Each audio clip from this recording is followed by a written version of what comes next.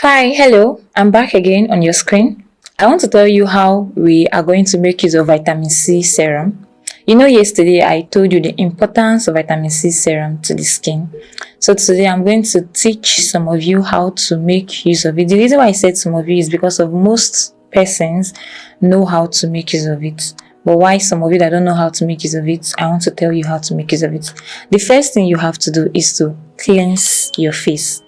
As whereby you start with your cotton wool.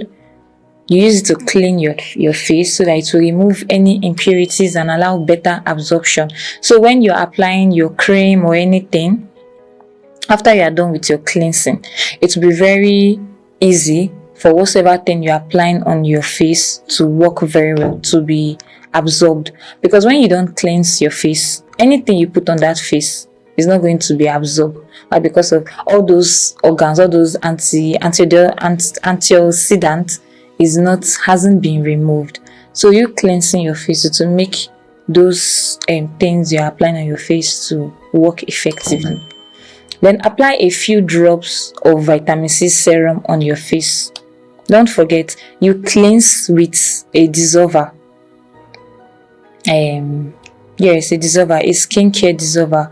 You can use any one. We have so many of them. So just go to the mat or you go to a beauty salon. Then you need a good dissolver for your face. They will give it to you. Then when you are done cleansing your face with a cotton pad, then you apply the vitamin C serum on your face, followed by a moisturizer.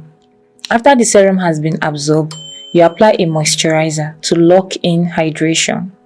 Moisturizer, just go to a skincare shop or a beauty salon. Then you need a moisturizer. They'll give it to you. It's also like water, yeah. It's also in a container, just like your dissolver. You apply it on your face too. Then when you are done, you use the sunscreen. Vitamin C can make the skin more sensitive to the sun. That's why I said anytime you apply your vitamin C serum, you don't need to expose your face to the sun, because if you expose your face to the sun, it's going to damage your skin. No matter the original vitamin C serum you are making use of, as far as you are being exposed to sunlight, it's going to damage your skin. So after you are done applying your moisturizer, you make use of a sunscreen. It's either you make use of a sunscreen cream or you make use of a sunshade. What does it do? It allows your skin not to be exposed to sunlight. Why? Because after applying your vitamin C serum and you don't go out applying your sunscreen cream or you don't make use of your sunshade, it damages your skin because it has been exposed to sunlight. So these two things helps your skin to radiate and it helps your skin to still glow regardless of the sun shining on you. So that is why sunscreen cream or a sunshade is very, very important, because it protects the skin from UV damage and you have to choose the right vitamin C serum. You don't just apply any product that has vitamin C serum in it. That was why I was actually recommending Pymine. It doesn't mean that other products are not good, but Pymine is good because I make use of Pymine and I have seen the benefits of Pymine and the good thing about Pymine. So there are certain things you have to look out when selecting a vitamin C serum. The first thing you have to look at is the concentration.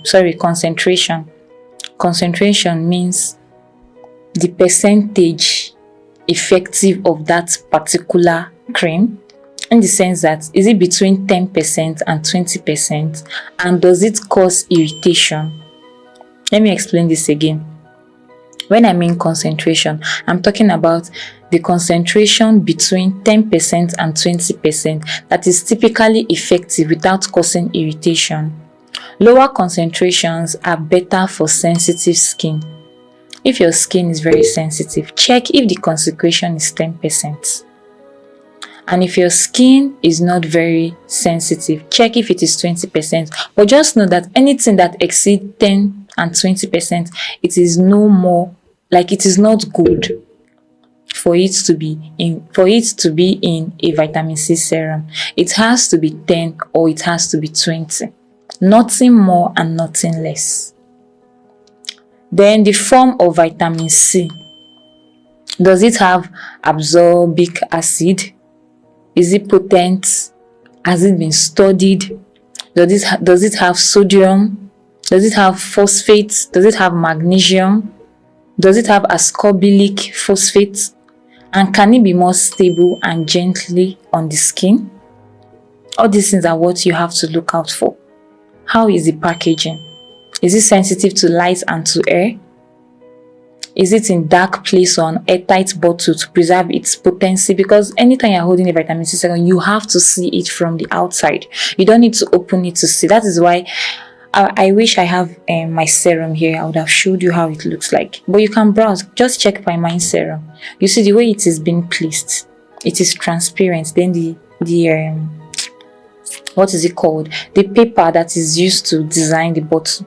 You can still see that line of the oil, how it is being placed.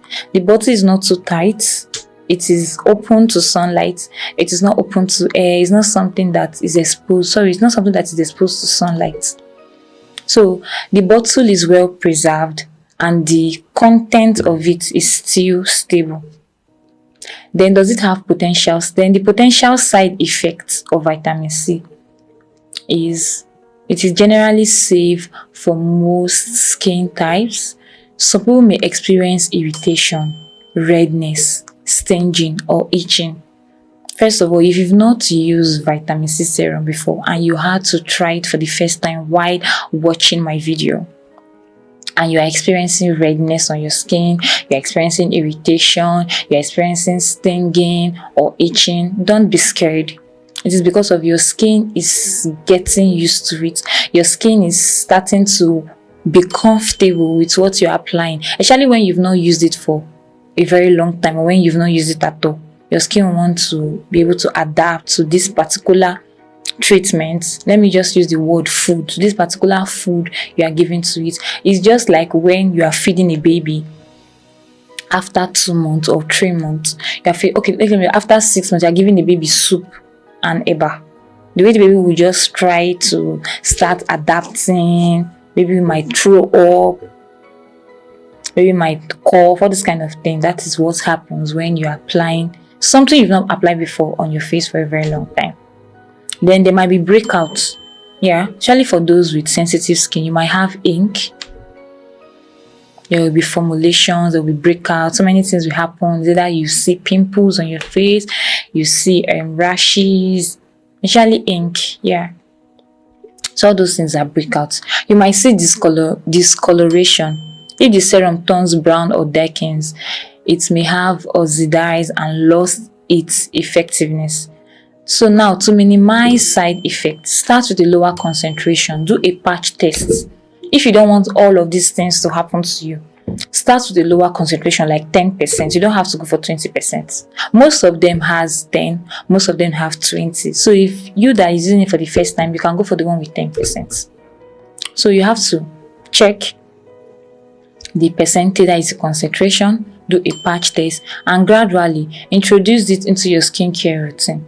When you go for the one with 10%, just start making use of it. Making use of it day by day, making use of it. Introduce it to your skincare routine. Then you know from there if it's something you can keep on using by increasing the concentration or you will not use at all.